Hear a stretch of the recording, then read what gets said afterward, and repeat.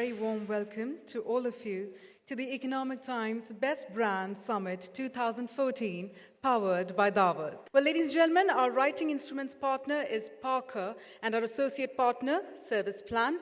Well, ladies and gentlemen, it's time to give a wonderful head start to the summit. Please help me welcome on stage our keynote speaker for the summit, Mr. Suhail Seth. I think it's very important to understand that brands interplay with our lives whether we like it or not. But surprisingly, consumers don't buy brands. Interesting to kick off a branding conference by saying consumers don't buy brands. Consumers ultimately buy benefits. It so happens those benefits get so deeply intertwined, associated, and completely fixated with a certain kind of brand that you begin respecting the brand. My topic purely is how do you build personal brands? The fact that today you don't talk about the BJP, but you talk about brand Modi means we are individualizing brands, a process that had begun way back, say, just after independence with the eulogizing of a Mahatma Gandhi. So people brands, individual brands are very important. But what does individual branding need? Number one, it needs consistency. The problem with most of us is we are deeply inconsistent because we are immensely keen to be popular. The second thing is clarity of purpose. We easily want to please anyone who we think is important. But individual branding gets destroyed when you do that. What is the third thing that an individual brand must possess? An individual brand must possess tenacity. Like everything else in life, we are buffeted by strong winds. And what happens is we then want to take the shortcut. They lose the confidence of the people they serve, and more importantly, they lose their own self-esteem. The fourth thing that an individual brand must do is make a difference. And we've stopped doing that as individuals. We've stopped making a difference because we believe we will swim against the tide. Point number 5, search for distinctions and distinctiveness that you can manage. So individual brands are brands that are sponges. They soak in. And we stopped doing that. So how will you build an individual brand if you can't garner the confidence of your own purposefulness? Point number 6, and this is a very crucial point. An individual brand must have longevity and relevance. You will never stop learning. You will never stop understanding the mores of societal change that is afflicting the world today. So, if the individual is going to be at the heart of evolution, how can we, in today's India or the world, neglect that individual? Brands, ultimately, as I began by saying, are all about benefits. So when you leave this room this evening, think about just one thing. If someone was to buy or sell you, why would they? And it's not about your academic accomplishments alone. It's about how rounded off you are. It's about the purpose you're driven with. It's about the passion you possess. It's about the forthrightness which is at the pinnacle of your belief system. And above all, it's about the humanism that you endow the world with. And if you can do all of these things, you're as great an individual brand as Mohandas Karamchand Gandhi. Thank you so much. Well, ladies and gentlemen, that's what we call a power start to the summit with some fantastic perspectives there from Mr. Suhail Seth. And on that note, it's also time to move ahead with our next speaker, in fact, with a very warm round of applause. Please help me welcome on stage the author of Shiva Trilogy as he shares his perspectives on brand building in modern world, Mr. Amesh Tripathi. Hi. Who's the owner of the brand in today's world? There was a time, 15, 20 years ago, in the wonderful age when consumers didn't have too much power and brand building was a one-way monologue where we would come out with nice ads and the consumers would simply accept what they were told. What has happened now is with the rise of social media, brand owners or communicators are less in control of their brand. Consumers are far more in control with what people think of the brand. I think the first lesson that I learned in the modern day, if you want to build your brand, is never promise what you can't deliver.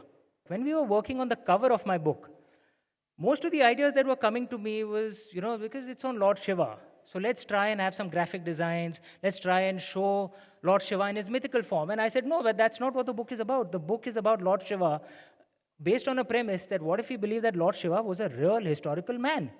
So I was clear, I wanted a real life photograph. I don't want a graphic design. Because I don't want to promise something in the book which the book does not have. Because if I promise that actually it's a traditional mythological tale, most of the people who'd buy such a book would probably feel a sense of dissonance, right?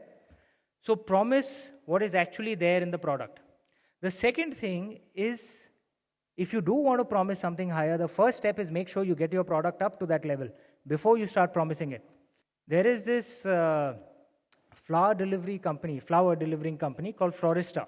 It's a very good idea. Essentially, they deliver very hi-fi, flower arrangements. And they realized that they were actually facing a dissonance problem with their consumers because many of the delivery guys who were delivering those wonderful flower arrangements were dressed shabbily, were smelly. So they actually went through the process of, no, we're going to have standards for hair cutting, personal cleanliness. They actually got them a first-class pass so that they can travel cleanly. They actually got their product experience up to what the brand promise was. The third thing that's a learning for me is actually you shouldn't try and be a fake. I'm an Indian. I speak Indian English. I don't speak English with a British accent. I don't speak British Raj-era English. I'm Indian, yeah? What else kind of English will I speak? In the literary world, there's this pressure that, no, you have to kind of speak in the British Raj-era English. I was very clear, I'm not going to be a fake. I'm going to write in the language that I think in, that I write in. And actually, not being a fake works. And you can't carry on a fake image for too long in the modern world. Social media catches you out.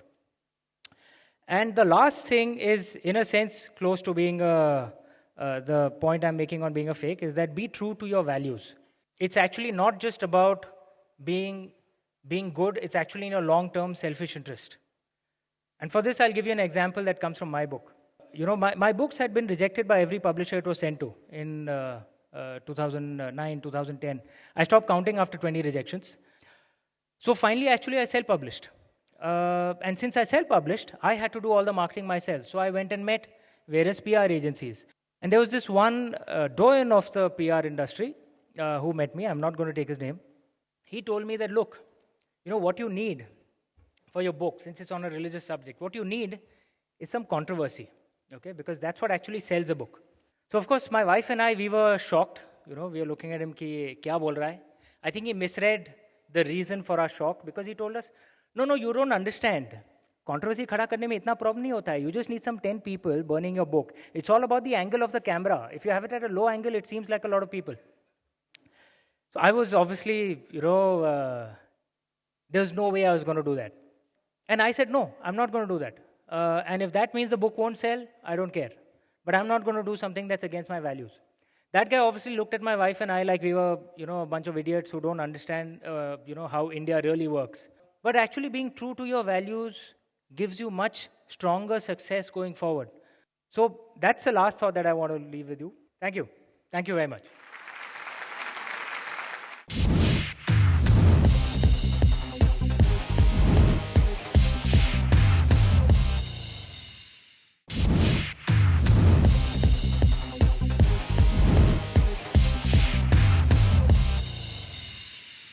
So the subject is building lasting connect with customers. Lasting connect. In a day and age when connect itself is difficult, how do you build lasting connect? So the theme that we are going to talk about is really whether there is something called brand loyalty, which is opposed by brand promiscuity, which seem to be the new trend in India today, particularly since the market is young, aggressive, etc., etc. I'm going to start with you, Chris, because I want you to define. It's the same question to all the five out here. If you were to define your brand in one word, one phrase, I'd prefer a word, but if that's difficult, a phrase, how would you define L'Oréal? I would define a brand as an aspiration. And I think it's everything which is L'Oréal about. It's an aspiration. It's a passport to Right. not be beautiful, but to be self-confident, to be empowered, to step up. And that's all the consistency and the sense of purpose of this one brand across now a century. Okay, well put, aspiration. What about you, Jazz? If I had to pick one word, innovation. And again, innovation has multiple, obviously, aspects to it. Yeah. For a patient, right, the innovation is what comes out of our research, finding new cures, finding new fights, right, against the various unmet medical needs that the world has. Right. Internally within the company, that same innovation is about different ways of going to market. It's about efficiency. It may be about how you start dealing with different customer sets, because our customer set has changed over the years, right? So it's a one word that I think Is innovation really? Yeah. And does the consumer give a damn about innovation? not with Pfizer, Yeah. but with our product, Okay. absolutely. So let's come to Sodhi. Sodhi ji, if you were to define your brand, and please don't say the taste of India. I'm going to beat you. No, I think one word, Amul, priceless. Or in Hindi, Nice, nice. Amulya. But Amulya, nice, Priceless nice. is one word.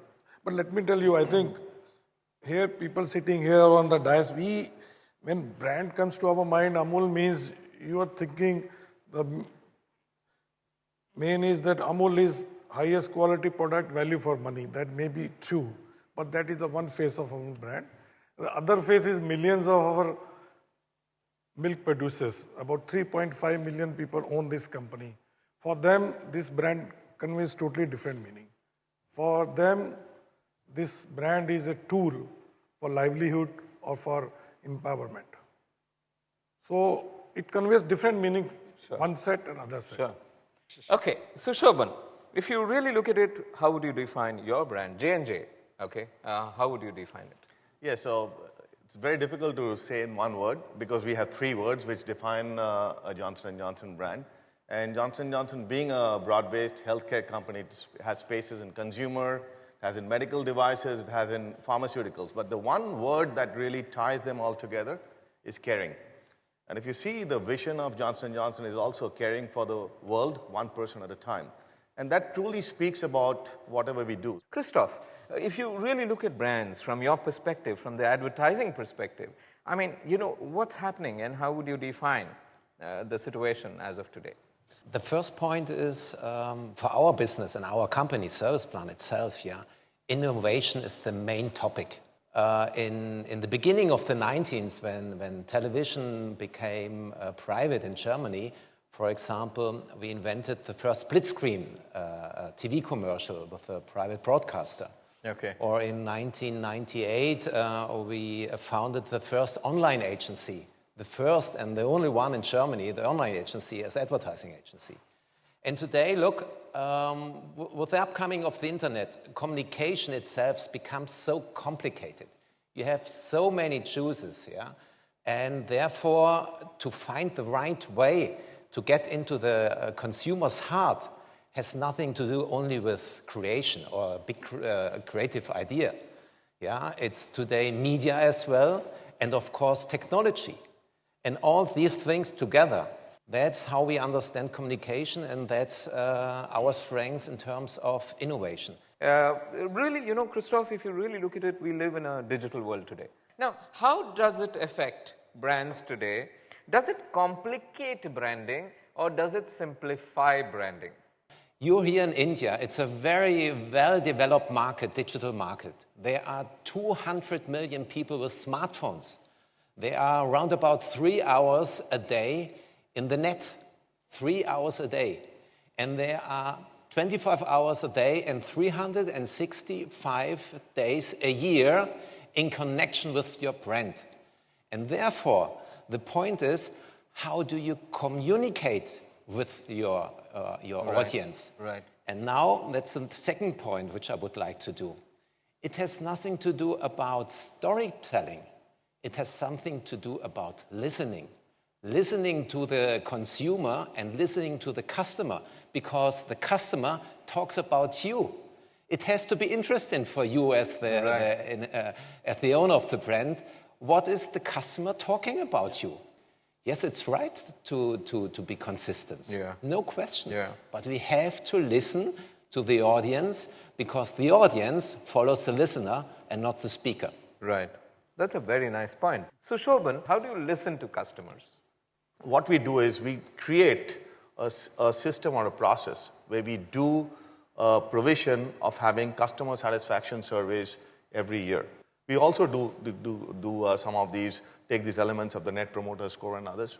We do have a very good network of customer service, and we monitor every call. Yeah. So these are some of the processes that we do to measure how the customer is getting linked to us. Yeah. Obviously, the best way to connect is by working with the customer, understanding them on a one-on-one basis, which we regularly do. Yeah. And that's something which gives us how Johnson & Johnson is positioned in the minds and the space of the customer. Interesting. Chris, I'm going to jump to you and ask you, can you take us through steps as to what you guys really do? If you listen, you must also act. And how do you act? And what's your listening process?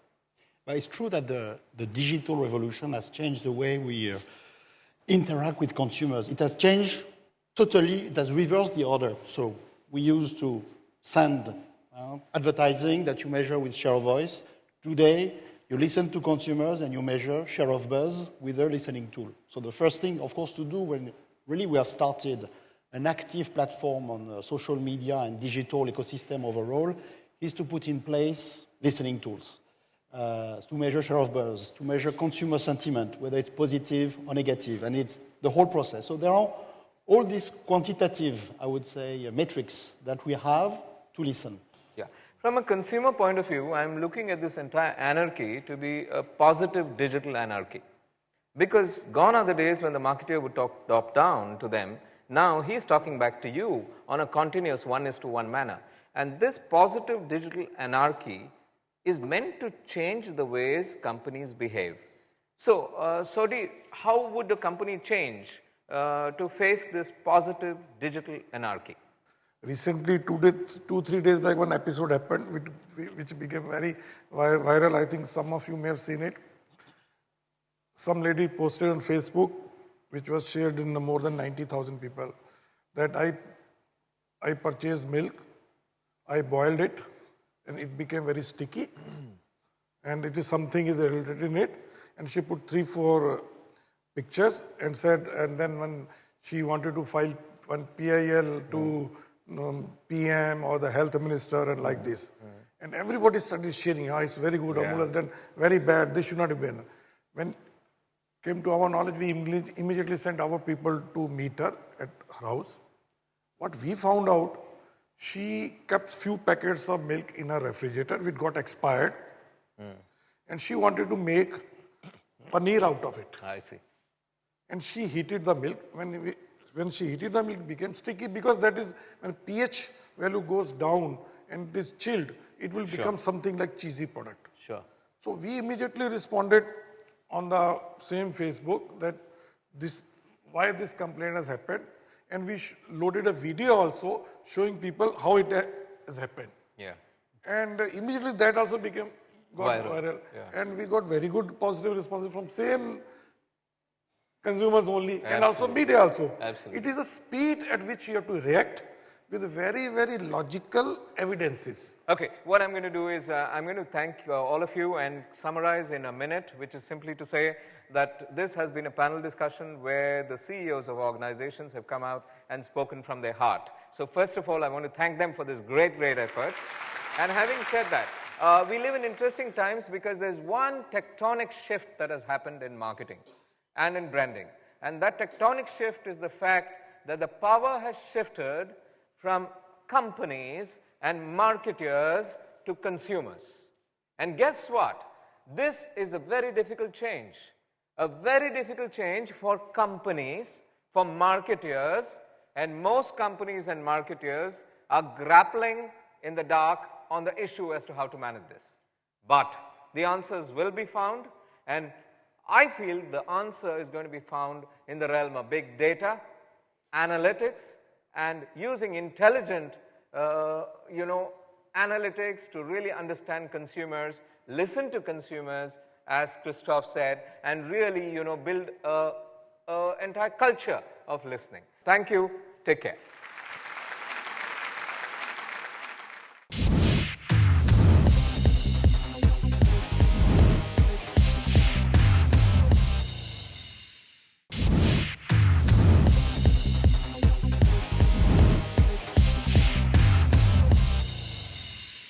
First of all, thanks a lot for taking time out in this long night. And I want to start by asking you if you can tell us a little bit about the association in terms of the sponsorship that Daawat is having today with the Best Brands event. We are pioneering, in a way, branding in a commodity category. We are one of the leading brands and one of the best brands. So this was only appropriate for us to be associated with an event which is recognizing brands and felicitating brands and builders of brands. So we're very happy to be part of this event. And in terms of the competition also, if you really look at it, it has been on the top. But what is that one thing that despite competition, Daawat, when you think of rice, when you think of that one brand, Daawat is the one that will come to any consumer's mind? See, there are two things. One is the fact that we are a great quality brand. And there is a lot of effort we do to maintain that quality in terms of our back-end processes. But I think what Daawat has done differently is in how it is talking to the consumer in a manner which it relates to them. So we today have got Daawat talking about the culture of India, where food is such an integral part. So it's not about, this is the best rice, but it is about if you want the best expression for your love, for your welcome, that is where we have, our endorsers, the master chef Sanjeev Kapoor himself talking about the finest basmati, and the legend himself, Mr. Amitabh Bachchan, talking about how when you have Daawat, it is no longer food, but an expression of love, pyar ki special bhasha. All of these things together, because a brand is actually a combination of all things rather than just one thing. And I think that's what's setting Daawat apart. And how has the association with Mr. Amitabh Bachchan been this far? Oh, no. Mr. Amitabh Bachchan is a legend, and when he endorses a brand, he takes care that it somewhere brings in the values that he stands for. So, consistency, being true to its root, being true to what it says. Those are all things that Daawat stands for. And the association has been fantastic. He's just a fantastic human being and a person whose value somewhere we find in Daawat. And we're so glad that he's part of this journey with us. If you can tell me in detail about the international market that you have and, in terms of expansion therein. Daawat as a brand is now available in about 70 countries worldwide. It is a brand of choice, a brand of preference in many countries where we sell. Some of the biggest markets in the world, obviously for Basmati, is where Daawat is. Internationally also, as we are talking to the consumers with this language, with this connect, it is making the brand much more relevant, and we have some very strong positions. Our company, the brand there is Royal, is almost half the market in the United States. We have very strong presence in other markets in the world. So internationally, we're expanding the footprint of Daawat, the image of Daawat, and touchwood, so far it's been received very well by the consumers there. And also in terms of future plans, any plans to really, diversify verticals, or what is really up there? Well, Daawat for now, Daawat stands for the finest and the finest Basmati. The other trend these days is about the fact that people want to eat safe food. And we've just launched a range of staples, atta, besan, suji, maida, etc., under the brand name of Devaya, which is a brand which stands for not just great tasty food, but also safe food. And the third one that we are doing is about healthy snacking. And we've just launched in test market a brand called My, which is really short for My Taste, My Health, which is a brand of multi-grain roasted snacks and is one of the lowest fat snacks available in the market. So this is what we're going to do, and as a company, therefore, we'll be offering consumers a whole range of food from the finest to healthy and the spectrum in between, and give Indian consumers hopefully very delicious and very safe and fine foods to enjoy their lives with. Okay, and lastly, one message from you, for startups and for people who are just starting out, really with the dream of creating a brand out there, what would be that one message from you for them? Brand must have a mission, a purpose. It must have a set of values, and it must stay true to that. And whoever is making that brand, whoever is starting out with that brand, has to stay true and consistent. So that's what I'd say. Define a purpose which is close to your heart, which your brand represents, and then stay true to it. And if it's who you are, you will be true to it. All right. Thank you so much. It was indeed a pleasure. Thank you so much for having me here.